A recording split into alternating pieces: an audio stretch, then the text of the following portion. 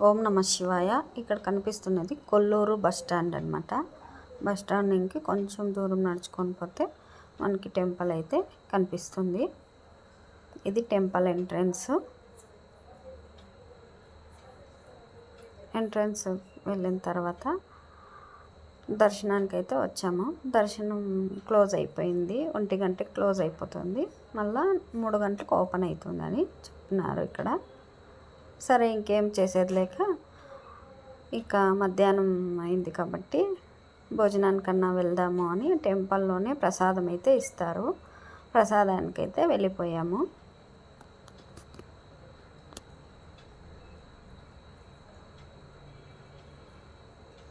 ఇక ప్రసాదం తిన్నాము. చాలా చాలా అద్భుతంగా ఉంది ప్రసాదం అయితే. ఎస్పెషల్లీ ఇక్కడ బూందీ పాయసము సూపర్గా అంటే సూపర్గా ఉంటుంది. టేస్ట్ ఎక్కడ ఉండదు, ఇక్కడ ఉన్న టేస్ట్ అంత బాగుంటుంది ప్రసాదము. ప్రసాదం తిన్న తర్వాత ఇక బయటకు వచ్చి షాపింగ్ అయితే చేశాను. షాపింగ్ చేసుకున్న తర్వాత ఇక టెంపుల్ అయితే ఓపెన్ అయిందనమాట. 3 గంటలు అయిపోయింది. 3 గంటలకి లోపలికైతే ఇంకో వెళ్దామని పూలు తీసుకొని అమ్మవారికి క్యూలో అయితే నిల్చున్నాను. క్యూలో నిల్చుకొని ఇంకా లోపలికైతే వెళ్తున్నాను. లోపల కెమెరా అలా లేదనమాట. నేనైతే కొంచెం కొంచెం అక్కడక్కడ తీసుకున్నాను, ఎవరికి తెలియకోకుండా.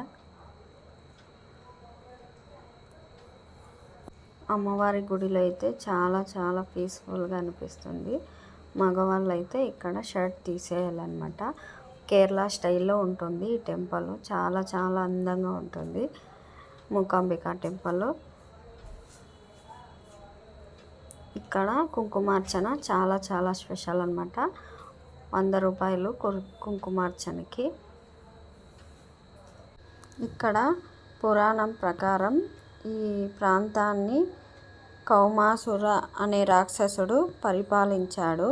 కౌమాసురుడు శివుని కోసం తపస్సు చేసి తనకు చావు లేకుండా వరము పొందాలి అని భావిస్తాడు.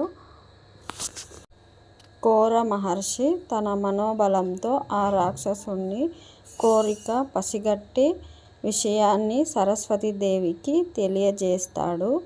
దీంతో ఆమె శివుడు ప్రత్యక్షమయ్యే లోపు కౌమాసురుడు ఏమీ కోరుకోలేని విధంగా అతన్ని మూగవాణ్ణి చేస్తుంది.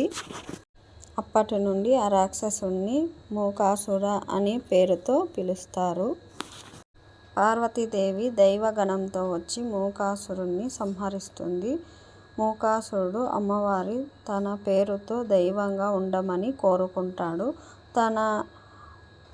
తన కోరిక మేరకు ఇక్కడ అమ్మవారు మూకాంబిక అవతరించి ఇక్కడ భక్తులతో పూజలు అందుకుంటున్నారు. అమ్మవారు ఆది శంకరాచార్యులు అమ్మవారి కోసం తపస్సు చేసి అమ్మను తన వెంట రమ్మని, తన జన్మస్థలమైన కేరళకు రమ్మని అడిగాడంట. దేవి శంకరాచార్యుల కోరిక మేరకు ఒక షరతుతో నీ వెంట వస్తాను అని చెప్పింది. వెనక్కి చూసిన స్థలంలోనే నేను స్థిరంగా ఉండిపోతాను అని అమ్మవారు చెప్పారంట. ఆ షరతుకు అంగీకరించిన ఆది శంకరాచార్యులు ముందుకు నడుస్తుండగా అమ్మవారు సడన్గా నిలిచారంట. అప్పుడు వెనక్కి తిరిగి చూస్తే అమ్మవారు అక్కడే స్థిరపడిపోయారు. ఇప్పుడు మూకాంబిక టెంపుల్ ఇక్కడే ఉంది. అమ్మవారు ఇక్కడే పూజలు అందుకుంటున్నారు భక్తులతో. అమ్మవారి టెంపుల్ చుట్టూ చూస్తుంటే ఎంతసేపు చూసినా తనువు తీరనంతగా ఉంటుంది ఇక్కడ టెంపుల్. నాకైతే చాలా చాలా బాగా నచ్చింది ఈ మూకాంబిక టెంపుల్. అమ్మవారు ఇంకొకసారి నన్ను అక్కడికి పిలుచుకుంటే చాలా బాగుంటుంది అని అనిపించింది నాకైతే. నాకు చాలా చాలా నచ్చింది ఈ టెంపుల్. అన్నట్టు అక్కడ 100 రూపీస్కి మనకి కుంకుమార్చన చేస్తారు. ముత్తైదువైన ప్రతి ఒక్కరూ ఇక్కడికి వచ్చి కుంకుమార్చన చేయించుకోండి. చాలా చాలా మంచిది. అర్చన చేసుకున్న కుంకుమని ఇంటికి తెచ్చి మనం రోజు నుదుటిన ధరించినట్లయితే అమ్మవారి ఆశీర్వాదం మనకి ఎప్పుడూ ఉంటుంది. నా వీడియోలో ఏమాత్రము కొంచెమన్నా తప్పు ఉంటే మన్నించండి. నా ఛానల్ అందరూ సబ్స్క్రైబ్ చేసుకోండి. Please please subscribe to my channel Kumari Ranga.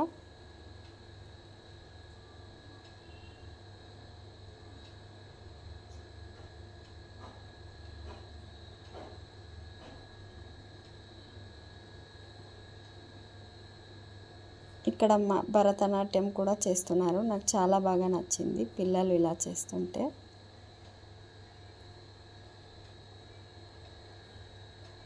ఒక్కసారైనా అందరూ వెళ్ళండి. ఇక్కడ మన దేవతను కూడా దర్శించుకోవచ్చు. Subscribe to Kumari Ranga.